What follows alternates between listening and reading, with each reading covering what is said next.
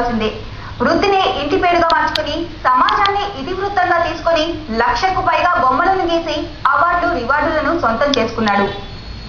మన సీను ఈ పేరతనికి కరెక్ట్ గా సూట్ అయిందనిపిస్తోంది. ఎందుకంటే సీను కుంచె పట్టుకుని క్యాన్వాస్ పై బొమ్మ గీశాడంటే అదొక అద్భుత కళాఖండంగా నిలిచిపోవాల్సిందే. గీచే ప్రతి బొమ్మ వెనుక ఎంతో శ్రమ దాగి ఉంది.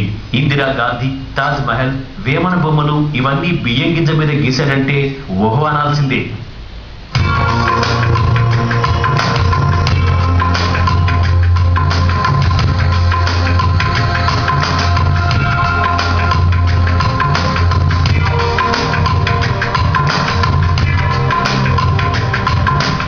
సీను గీచే బొమ్మలు అన్ని తన ఆలోచన నుంచి పుట్టుకొచ్చినవే. తాను వేసే ప్రతిదీ సమాజంలో మన చుట్టూ జరుగుతున్నవే.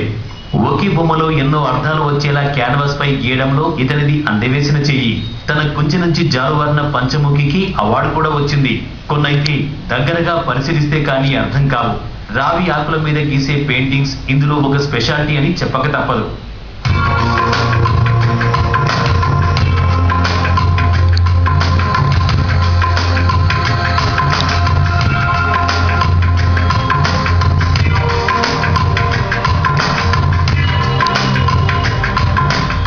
ఈ పెయింటింగ్స్ నేను చిన్నప్పటి నుంచి నేను 3వ తరగతి చదివే కాడి నుంచి వేస్తాం మొదలుపెట్టాను.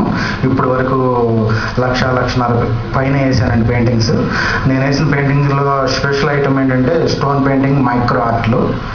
పంచముఖి అన్న పెయింటింగ్ నా ఆర్ట్ లోగోగా నేను ఏర్పాటు చేశాను. ఇవన్నీ క్యాన్వాస్ పెయింటింగ్స్ అండి. ఇంతటి అద్భుత కళాఖండాలు గీసిన సీనుకు మనమందరం హ్యాట్స్ ఆఫ్ చెబుదాం.